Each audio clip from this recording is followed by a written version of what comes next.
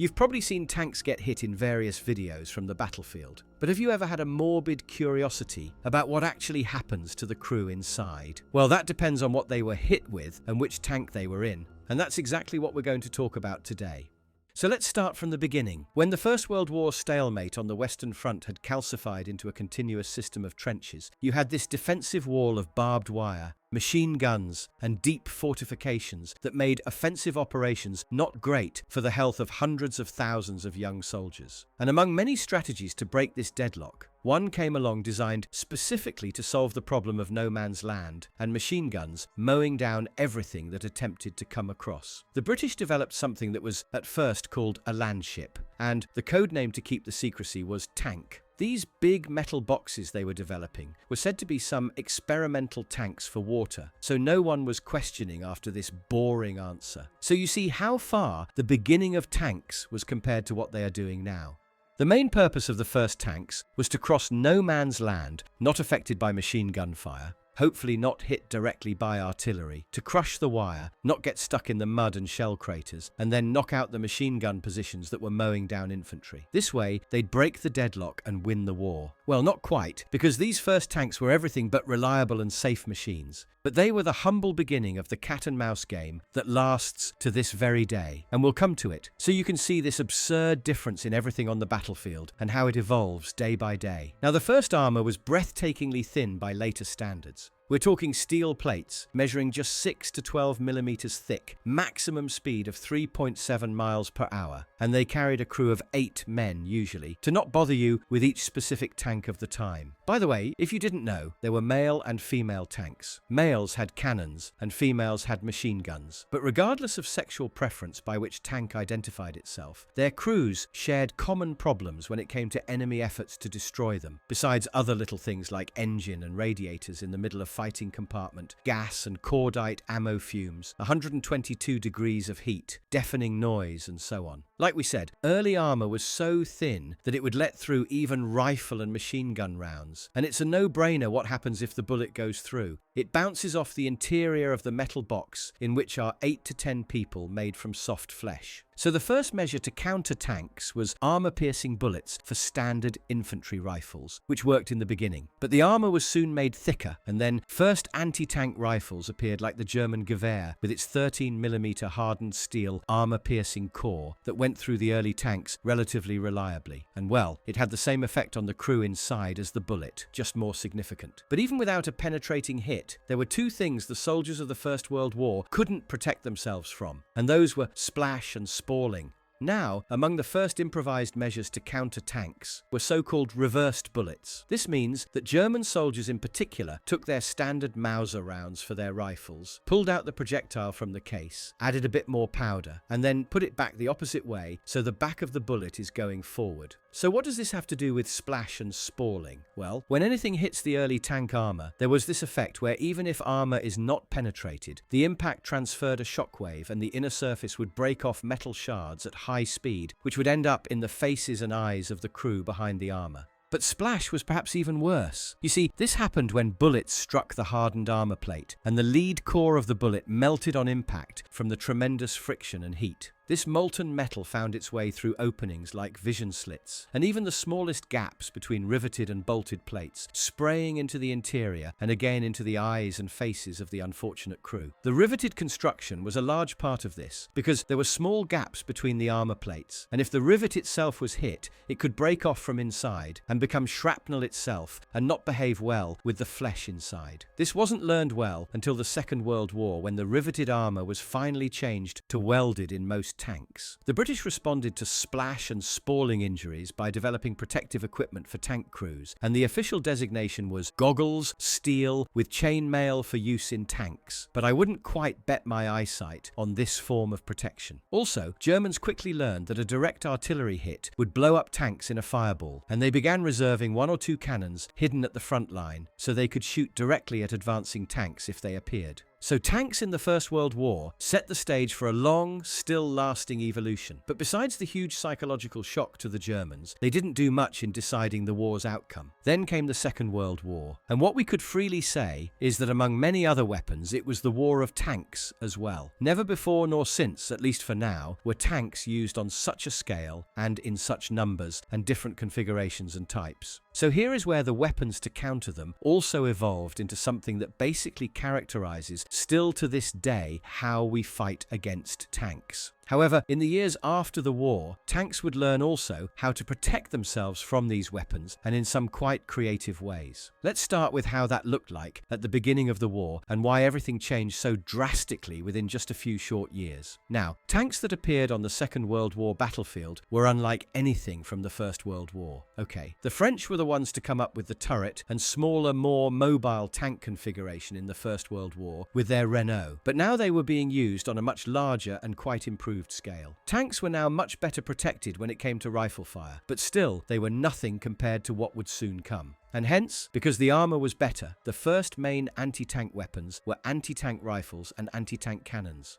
Cannons like the German 37mm were at first more than enough to fight most of the early tanks, but not all. The French Char B1 and British Matilda were tanks much better armoured that earned these guns a nickname from their crews, Door Knocker. They could shoot the enemy tank over 20 times until something finally broke on it to put it out of action. They were destroying older, lighter tanks, but it was obvious that they needed to be scaled up. Same for the anti-tank rifles. Although an interesting thing is that they could take out even the later developed German Panther tank, which was considered the best tank when it appeared, at least when it worked. The Soviets especially used anti-tank rifles to great extent and continued to harass German crews by finding the weak spots where the rounds would slip through inside the tank, then ricochet around and paint the interior of the tank in red color. You can imagine what I mean. So the Germans began mounting those side skirts that frustrated the crews, obscured their view, and were easy to tear up driving through thick vegetation. But they were mounted exactly because of the anti-tank rifles. They wouldn't stop the armor-piercing round, since they were just a couple millimeters thick, but they would tumble it and make it lose its velocity, so it couldn't then penetrate the main armor.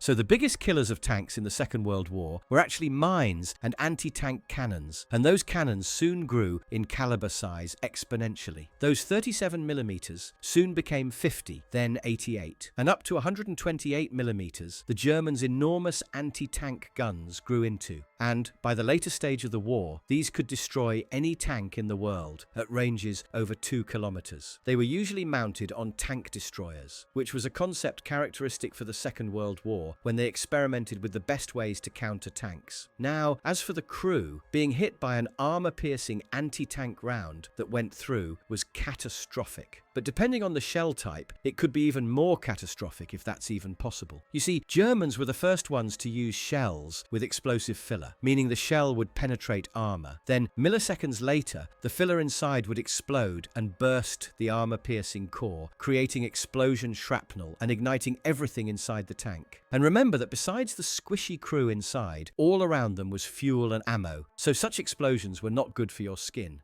Even without filler, such shells would easily ignite the tank's own ammunition or fuel, depending on where it hit the tank. There is an instance recalled by a British tank veteran who fought in North Africa, when the tank beside them was hit by an anti-tank cannon, and the radio operator inside happened to be speaking on the radio when they were hit. All other tanks could hear what happened to the crew inside a tank that immediately brewed up in flames. And if this is not horrifying enough, the radio operator was actually speaking, so to say, for some time still while the tank was burning. So the other British tanks fired into their fellow burning tank to at least end this. I can't spell it out because of YouTube, but I think that you got what happened. Crew could survive such hits, or at least some of them that were not directly hit, but it all depends on what it struck inside and how quickly the crew jumped out of the tank. Bailing out also doesn't mean you're safe because there were infantry or tank machine guns firing at the crew that escaped the burning tank. There would be no one to give you a hand and chivalrously help you come out and ask you to become a prisoner of war. A tank is fired upon until it is finished along with its crew. It is war after all.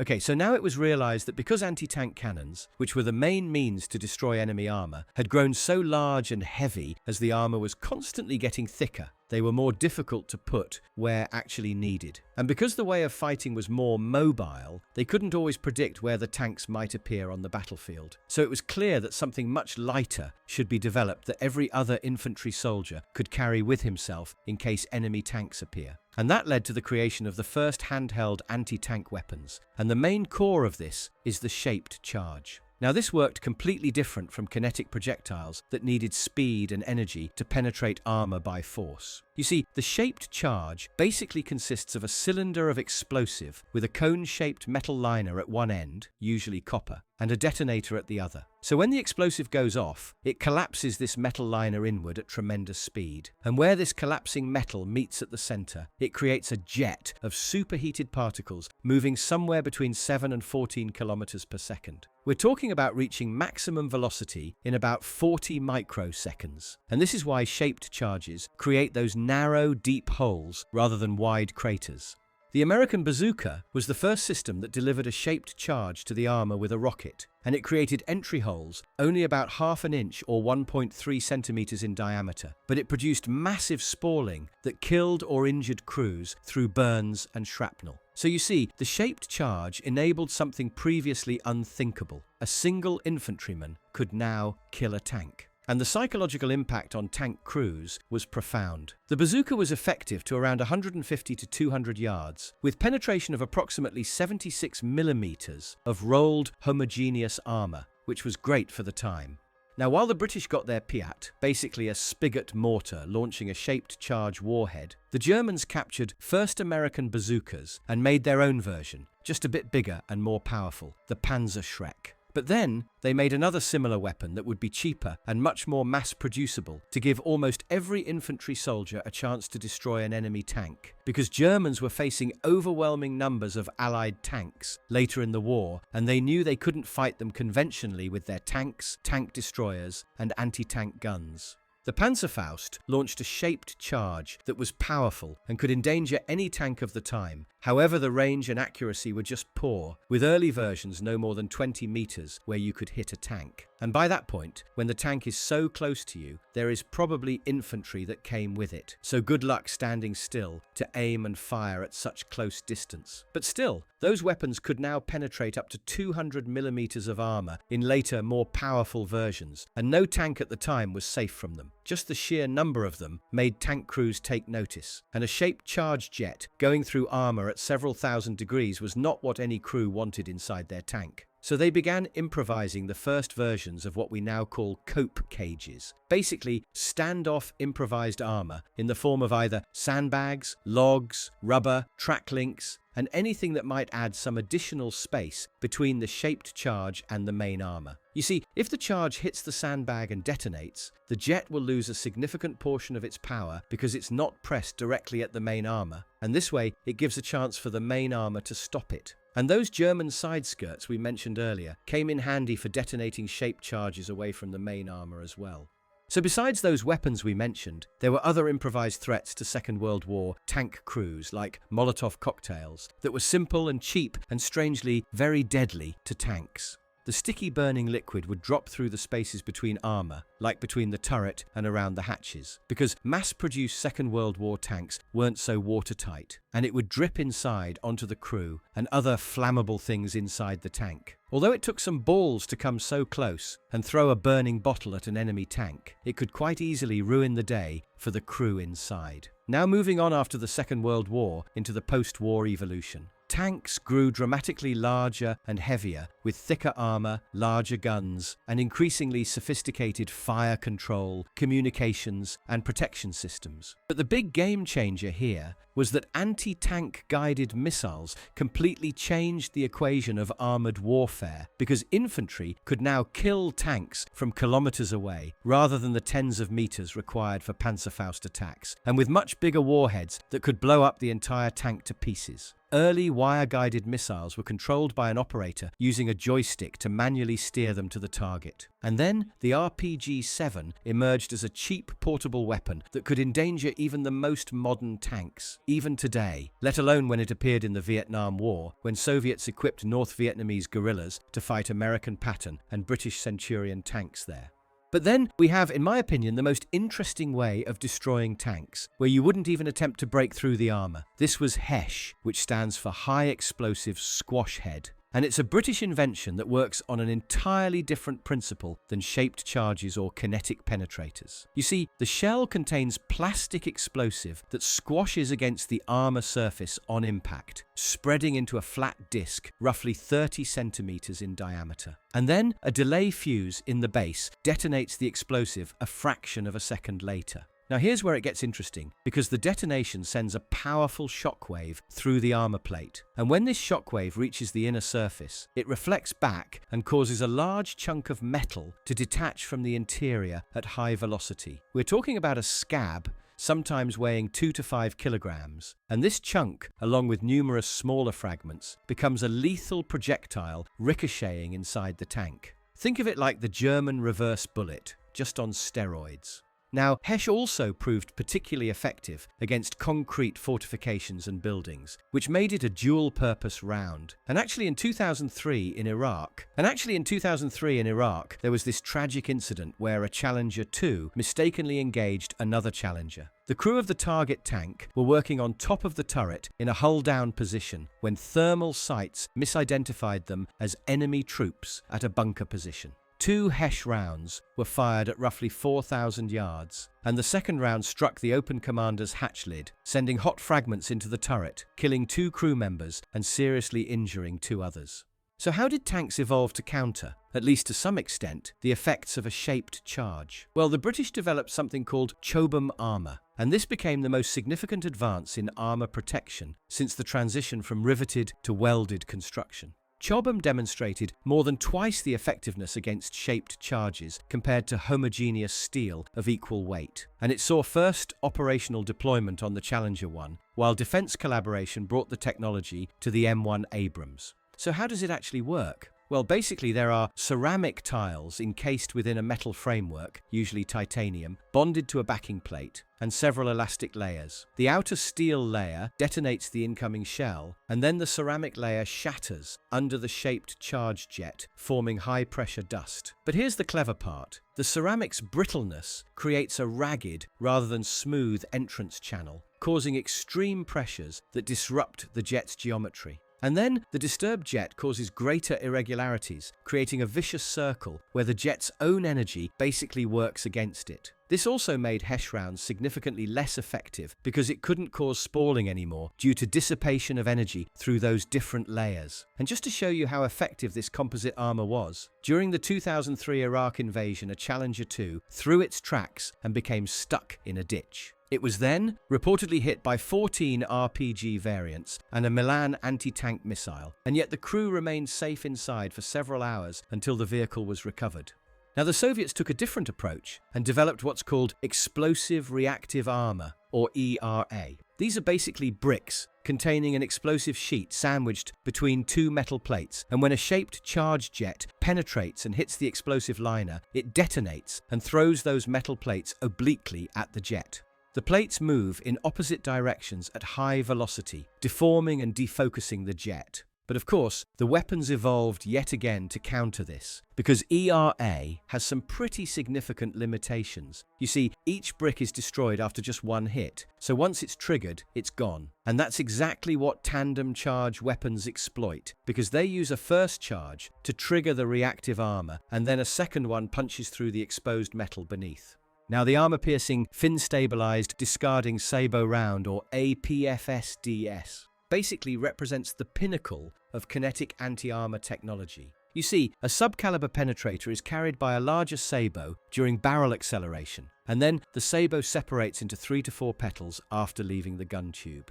Modern penetrators measure 2 to 3 centimeters in diameter and up to 1 meter in length, and there is no explosive warhead at all because penetration relies purely on kinetic energy transfer. These rounds operate at velocities between 1400 and 1800 meters per second, and depleted uranium penetrators offer some unique properties. DU is pyrophoric, meaning it ignites on contact with air after penetration, and it also exhibits a self-sharpening effect that maintains a sharp nose rather than mushrooming like other metals. So what happens after penetration is basically a combination of multiple killing mechanisms all at once. Penetrator fragments scatter through the crew compartment, while armor spalling sends fragments inward. Then, the pyrophoric ignition combusts those DU particles, setting fire to fuel and ammunition. The combination of fragmenting metal, fire, and overpressure leaves basically no chance of crew survival. Everything squishy, like the human body, literally evaporates at such pressures. And some data actually suggests that the crew could even be sucked out through that small hole this rod creates coming out the tank, if it doesn't blow it up completely, which is most often the case.